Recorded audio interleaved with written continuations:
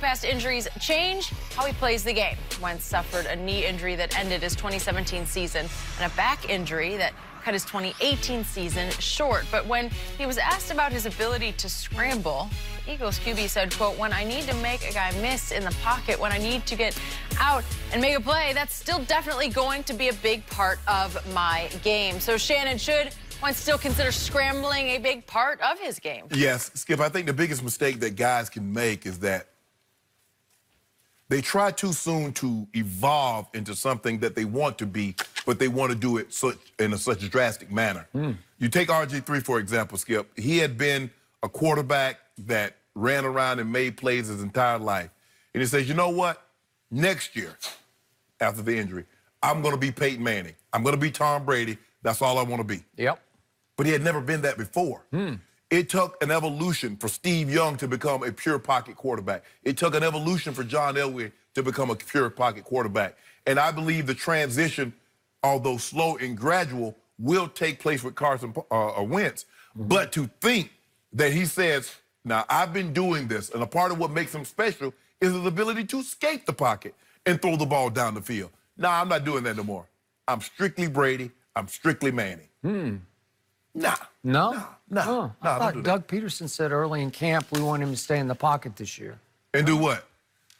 Throw interceptions? I don't know. That ain't happening. I got to fit. I'm thinking something around 30, 32, 33, and 8.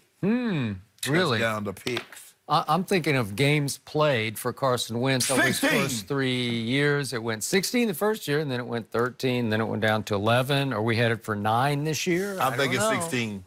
16. Yeah. Here's what I think.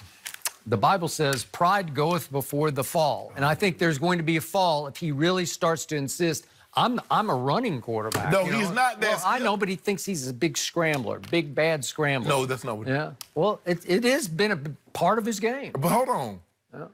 Tom Brady was just talking about how he got 3 yards and how frustrating that must be for a defense to say, welcome. Julian Edelman's gonna catch or Sonny Michel or Burkhead or Dorsett. Yep. Who the hell thought Tom Brady was scrambling for 3? You do what you have to do in the course of a game. Tom Brady ran the ugliest 40 in the history of the combine. And that was the ugliest 3 yards he ever ran. I thought it was nifty. But it was effective.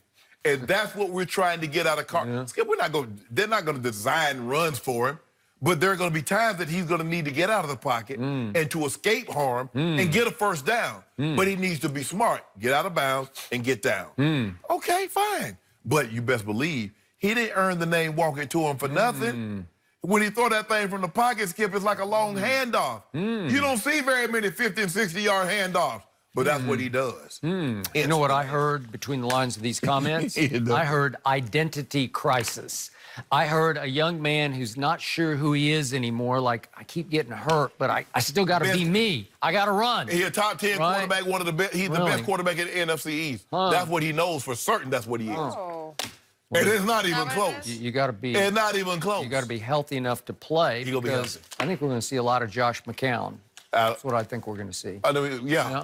Mop-up duty, because we're going to be so far ahead. You know, Carson Wentz, in a weird way, reminds me a little bit of Andrew Luck in that Andrew, in his first 3 years, just said, I'm going to run through that brick wall. I'm going to throw it through a brick wall. I'm going to hold it until the last second because I'm going to make a big play every time. And what did it get him? It got him hurt. A lot. It was a freak accident. Got him and guess what? Even though he tore his ACL, he came back in the next play and threw a tub on a torn ACL. Yeah, and then did he play in the playoffs? No. Nope.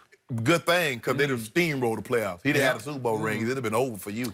I'm going to tell you one more time. No quarterback has more pressure on his shoulder pads than your quarterback does.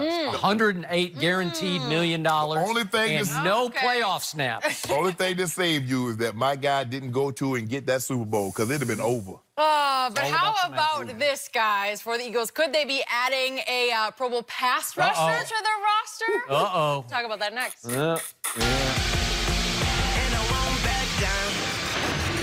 To see separation. He's not going to be able to have Coop have a DB linked up and throw him open. And that's what Coop gives him. Coop is going to win the route, and you're going to see his separation is going to be from me to you. That's what Dak needs to see. But without Zeke there, he's not going to get that man-to-man coverage, so it's going to be tighter windows to make these throws. And that's why I said Zeke helps everybody, including Coop. They are all good players, but Zeke makes them much better. Okay, we've never done this before, but if I have to split the credit for the 2 division championships that they have won in the 3 years those two have been together, I'm still going 60% Dak, 40% Zeke. If we just have to split it between those two, because my quarterback has led the National Football League over his first 3 years in game-winning drives.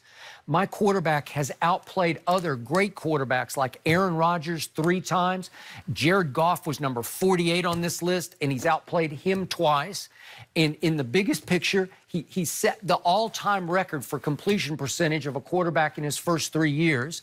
And finally, once he got Amari, he just took off last year. They went 8-2, including the 2 playoff games, and he was #1 in passes completed over the last 10 games in the National Football League. And I don't want to bore you with all the stats, but his stats said he was a top 5 performer among quarterbacks over the last 10 games of last year. Russell Wilson was what? How high was he? Like 9 on that list? He outplayed Russell head-to-head at Jerry World in a playoff game, had a QBR of 74-70 for Russell Wilson, because this young man can play.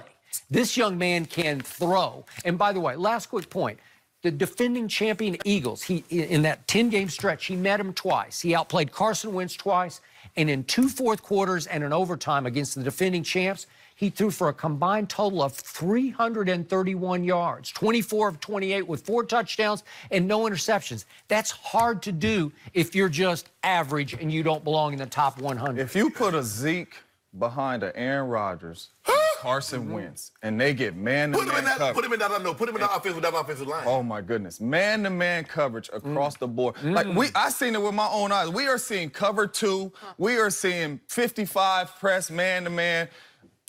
When we got Eddie Lacy, we like, 1 high, man. Like, where did this come from? It's so much easier. I couldn't imagine a big-time quarterback with Zeke in the backfield and just able to throw one-on-one coverage. That's what he gives Dak, and that's why Dak is able to be as good as Dak is. Who led the National Football League during the playoffs in rushing last year? Who led? New England? New England did. Oh, okay. How did that happen?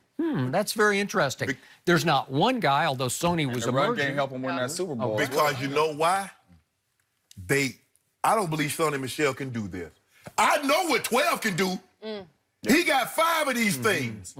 So I know what he can do. I've seen him throw for 500, 400, 400. Which one? Who are you talking about? Tom Brady. Oh, he got 6 of these things. No, I'm saying before going. So coordinators know. Yeah. I know Tom can beat me throwing it. I would rather you run the football because I don't want the ball in Tom's hand. If Tom puts the ball if Tom puts the ball in Burkhead's belly or Sonny Michel's belly, I got a better chance of beating you. Tom Brady, I know what Tom Brady can do. Skip, if you look at the Cowboys, their best 2 seasons in the last decade, you look at 2014 and 2016, what did they do? They led the NFL in rushing. DeMarco Murray had over 1,800. Tony Romo did. DeMarco Murray was Offensive Player of the Year. Tony Romo finished 2nd in the MVP voting. Dak Prescott in 2016. Zeke Elliott over 1,600. Dak was the Rookie of the Year. Skip, they've set this offense up to run. If you can run it, they're going to drop that 8th guy down. You're going to get single high. But then when they start going cover 6, they 6 kick. They go quarters. Oh, no. He can't throw. Skip, I gave you the numbers. Every offense is set up to run. That's the name of the game. No. It makes it easier. Yes, it is. But, yeah, we might set it up to run, but we ain't got Zeke in that offensive line to run behind. Why does Dan Marino have no Super Bowls? Why? Because he said, I don't want a running game. Because in 16 years, he had one guy to make 1,000 yards. That's the route the Cowboys going. If you don't want to win, you don't want to win. You don't want a Super Bowl. You don't want to win. Don't put Zeke in. Just watch them win the first 2 games without Zeke. They might. I'm telling you, they might win a couple games. But when you get in the playoffs and you make this playoff push, you are not. You're gonna get a false sense, Skip. You're gonna fall into that trap like Jerry. You're gonna beat the Giants, who's not very good. You're gonna beat Washington, who's not very good with Case Keenum, and you're gonna get this false sense that, man, we can do this without Zeke. Oh, don't do that. Don't do that. One of these days soon, you're gonna have to sit over there and say, you know what? Your quarterback's really good. You're gonna have to say that. I hope so. Skip, you see, all I'm saying, okay, Skip, this is what we do. We're on a seesaw. One side up, one side down. Your guy right here in the middle. He ain't on the bad side. He ain't on the good side. He in the middle. Once you accept that, he's a middle of the road quarterback. You're going to be just fine. But you don't want to accept that. Wow. That running back was so good against the Rams, he went nowhere. You took one game. Nowhere. You took one game. That was the game. All right. Unfortunately. Good stuff, guys. It was not James, the thank game. you for joining us. I know Shannon appreciated the direction you went there. He needed help. And just a reminder, NFL Network exclusively carries Thursday night football games week 2 and 3 before Fox and Amazon Prime join in on the action starting week 4 with Eagles-Packers. So appreciate your stuff, James. Good to have you. Who is going to win the Heisman this season? Yeah, why not go there? Joel Klatt joins us next to tell us what he thinks.